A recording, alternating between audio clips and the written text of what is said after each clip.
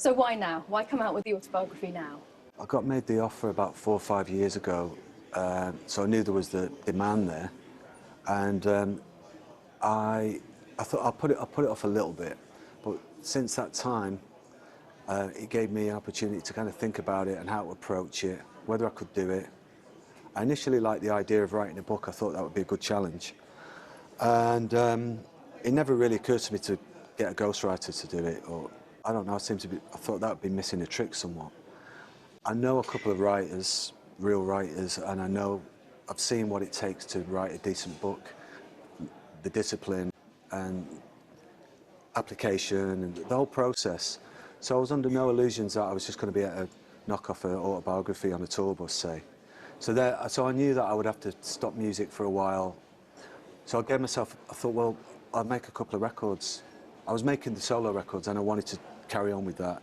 And I just set this time aside, which I thought would be good. And it turned out that, just totally coincidentally, that writing an autobiography now it doesn't feel like, sure, obviously it feels like looking back, of course, but I've still got other things going on.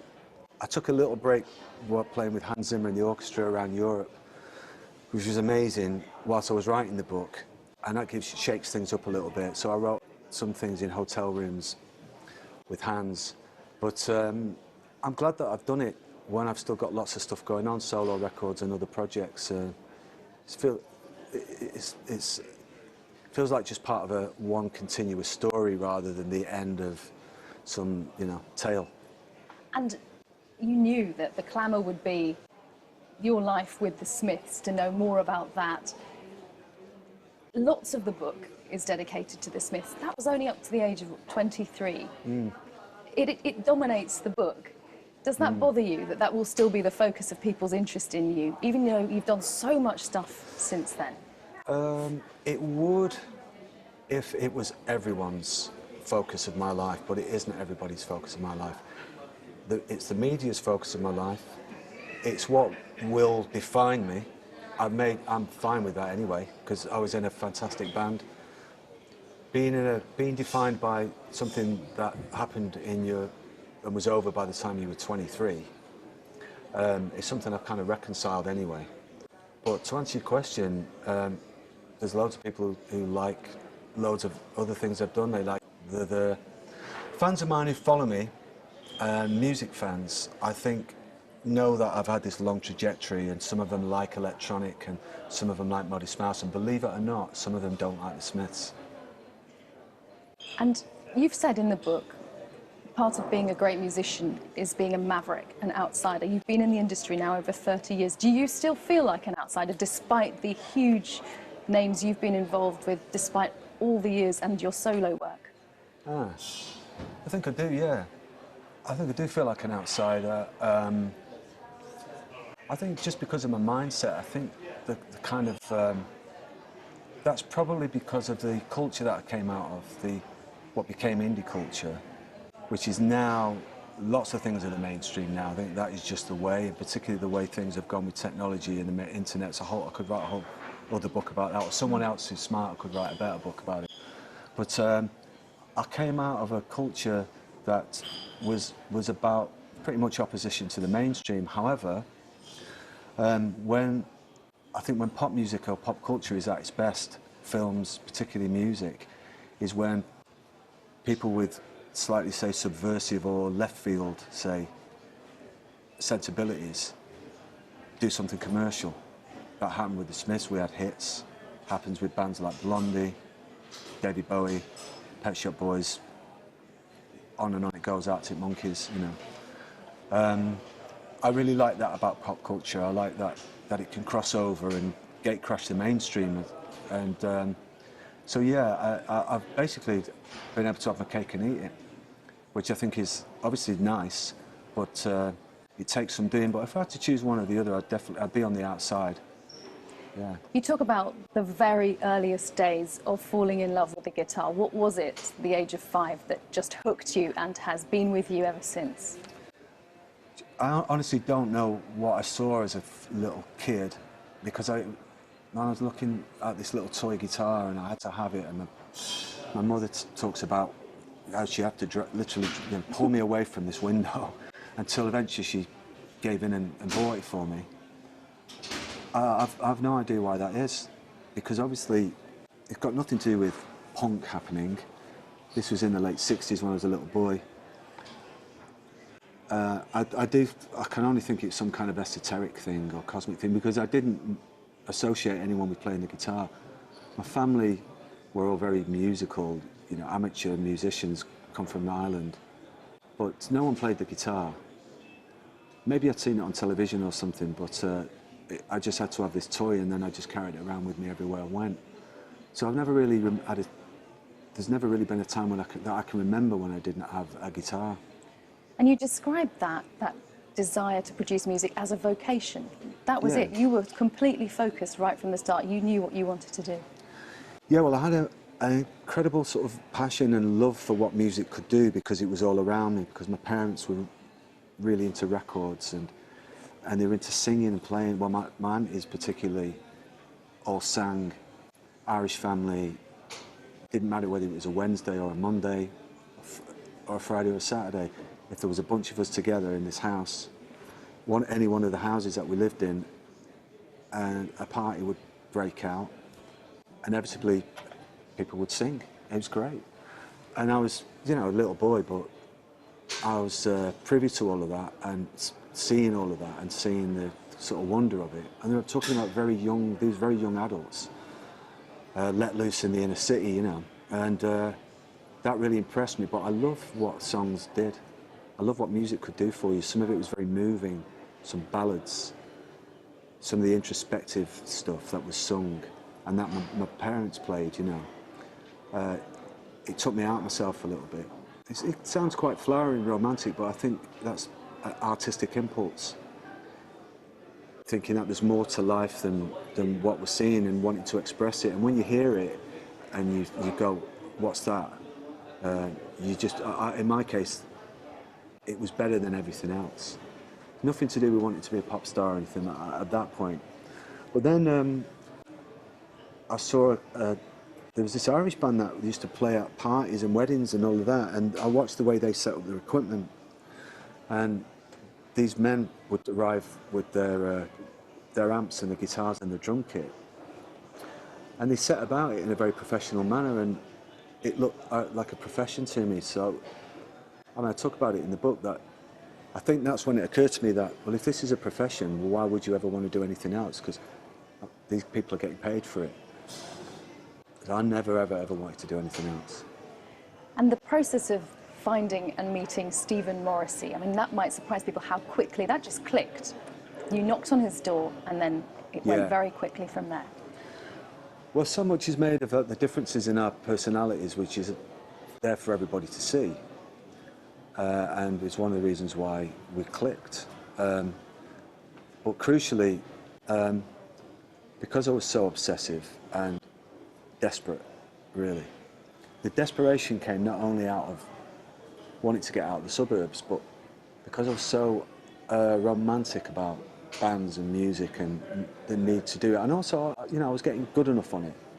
People were starting to say I was good, so I thought, okay, I can give this a go. It's got to happen.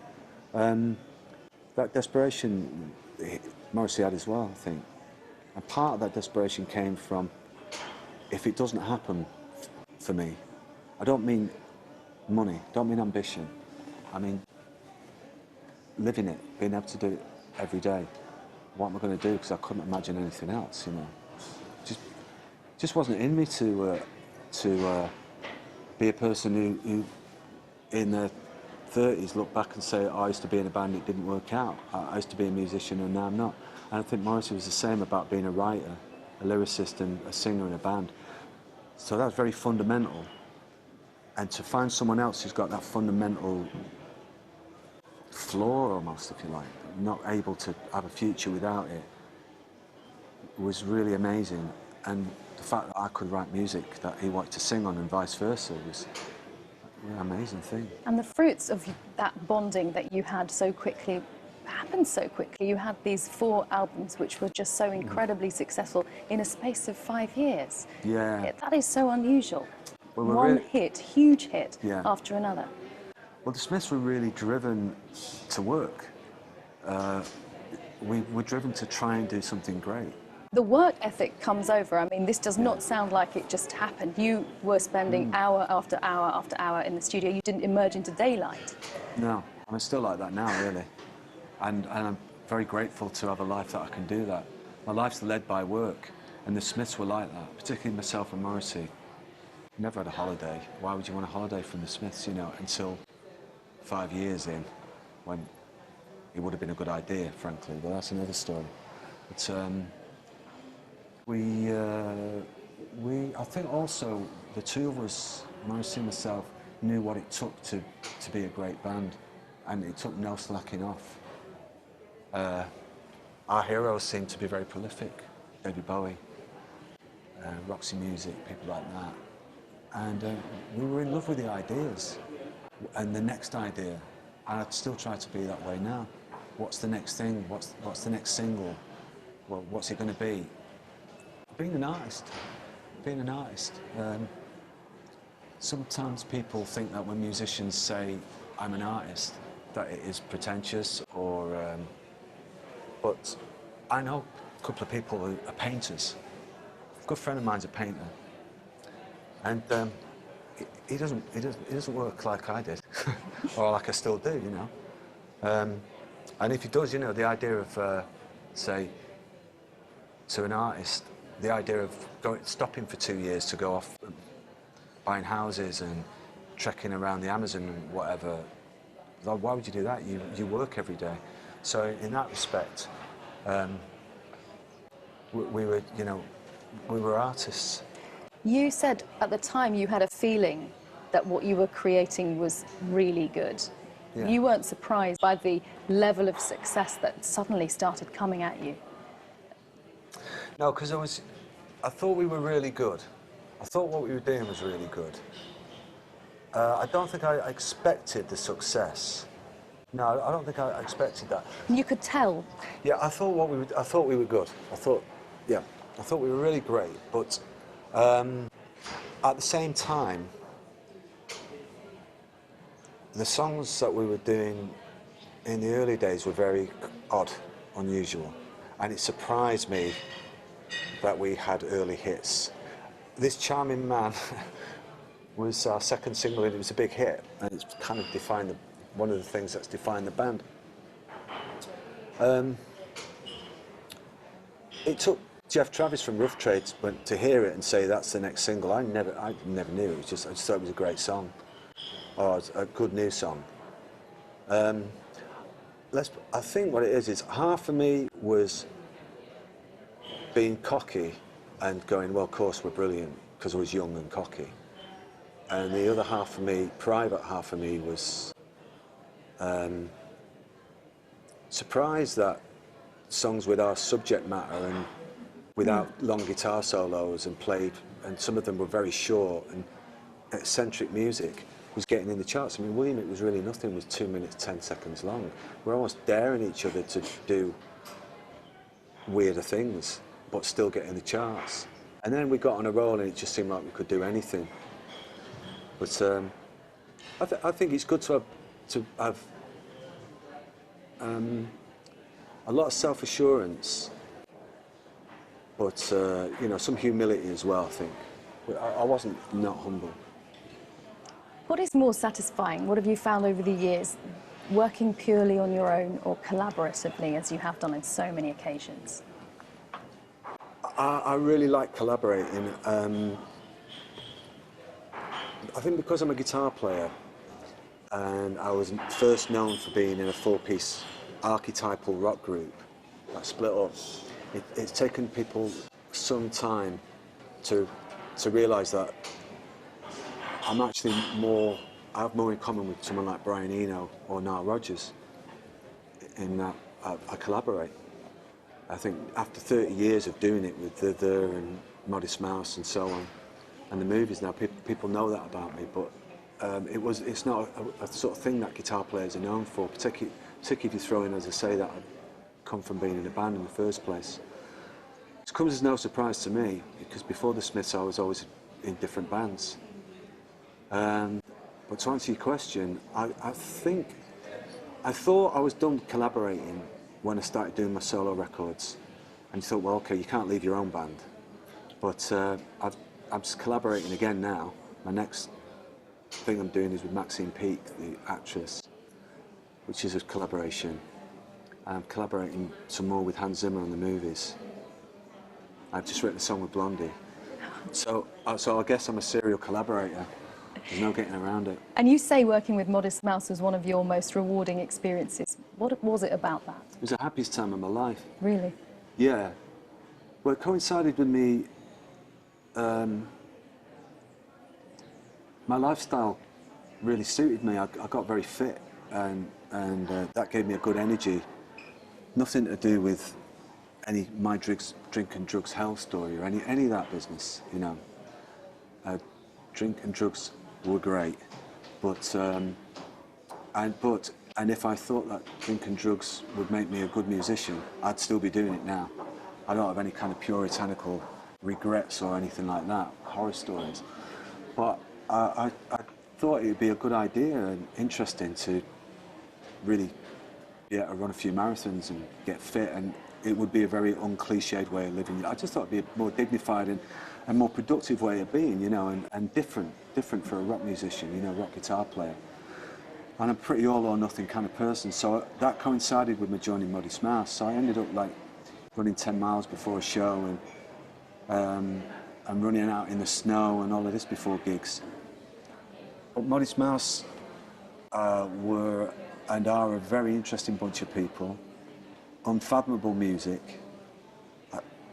I was able to join that band as a sort of British guitar expert, in a way. That was my role, and it was pretty successful. There's nothing like having an American #1 album to get you out the house. Yeah. I would like to talk about your running and your fitness more in a little bit. I just wanted to talk to you about coming out of the Smiths and moving on. You found words from Paul McCartney particularly comforting when you were quite hurt about the process of what had happened. Yeah. Well, when the Smiths split, I had no idea what I was going to do. I didn't know that the phone was going to start ringing and Paul McCartney's manager was going to ask me to go and jam, or that I was going to work with with the Pretenders and all of these things that happened shortly after. My band had split up and my friendships were in tatters, and the media were making a real meal of it. Some of the band were making a real meal of it, and I was 23, so it was a tough thing. It was also very liberating because it needed to happen. When I went to play with Paul McCartney for the day, which was an incredible thing, we were playing and we got chatting, and he asked me, you know, what was going on. It was Linda was asking me what was going on with me and everything, and he was listening, and I thought, okay, well, I'll see if he can hit me up to any philosophical insight into what's going on with the breakup of a band. I figured that if anyone knows and can give me some advice, it'd be him. I didn't ask him for advice, I just told him, and he just said, that's band's for you. And it was actually a statement you can't really argue with, because that's what bands are like, you know. I thought it was good advice, and so I didn't really overthink it too much after that. But yeah, the period afterwards was amazing, and on the one hand, I was dealing with what I felt was like a hurricane of unpopularity, which was there in the media, and Because you were being blamed for the breakup. yeah, because I left the band, yeah, which was kind of hard for a little dude, to be fair to myself. But then on the other hand, I'd made a record with the Talking Heads, and I didn't know where those first steps were going to lead. But I just followed my nose and then people called me. I got to work with Brian Ferry, and then I think quite quickly after that I joined The. And then I was sorted once I joined The, because I was in a band with someone who was already my friend, Matt Johnson, and I was really supposed to be in The before I was in the Smiths, but it was just the 200 miles from Manchester to London that stopped me doing that because I couldn't afford to get down there. And I felt like I was in my favourite band, and it suited The that our backs were up against the wall, you know, because the media really gave us a hard time for me joining The and Matt for harbouring one of the Smiths, and all it did was make us more strong and belligerent, and everybody came out to see us, and we made a couple of great albums, and all the shows sold out, and it was fine. So once I got on that, it was all right. One thread that's constant throughout the book, with everything else evolving, progressing, changing, is Angie. Yeah. You talk about that relationship. That has been such a constant, and it really comes over in the book. Your amazing relationship, starting at 15 and holding firm through everything that you've been through. Well, yeah, I mean, the thing about doing an autobiography obviously is revealing, unless you're somebody who lives their life in the public eye all the time, which I'm not. But anyone who's ever known me will tell you that me and Angie are a pair. And we met at 15, she was 14, I was 15, and we met and got tight from the first moment we met. I had to run around, chasing around like an idiot for about 6 weeks, but that was her prerogative, you know, so... It worked. It did work, yeah. She knows what she's doing, but girls, but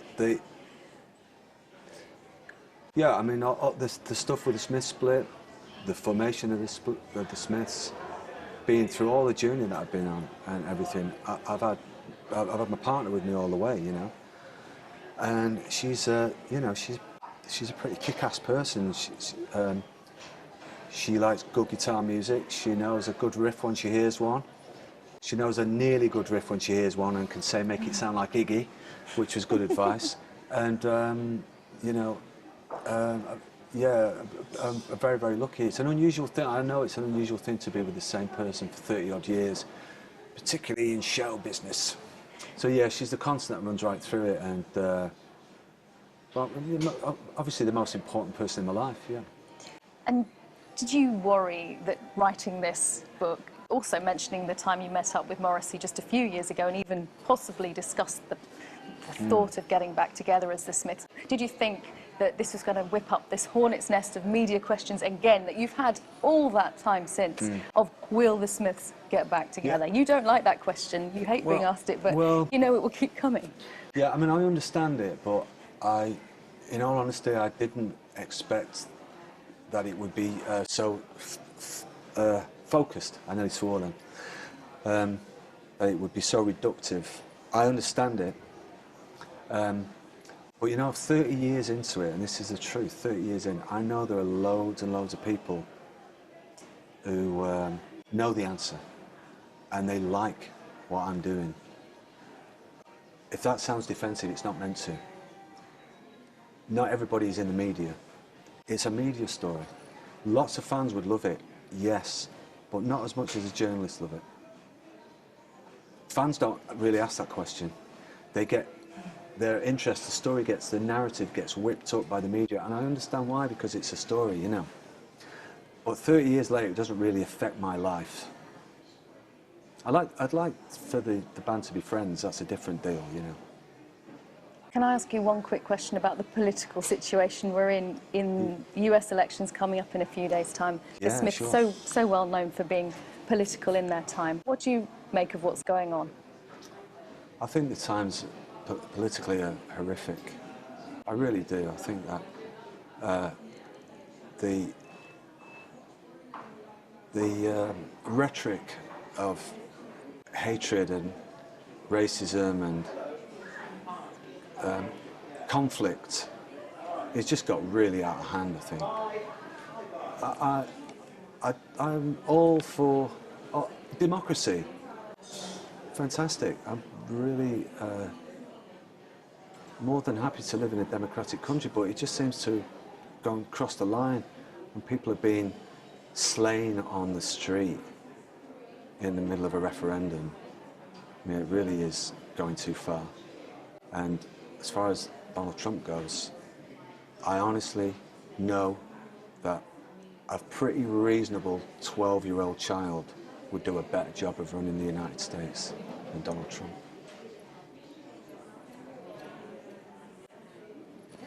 Brilliant. Thank you. Absolutely brilliant. Oh, Thank you so much. No, that's all right. I didn't get sorry onto it went by running. so quickly. No, it's No, fine. no, no, no, no.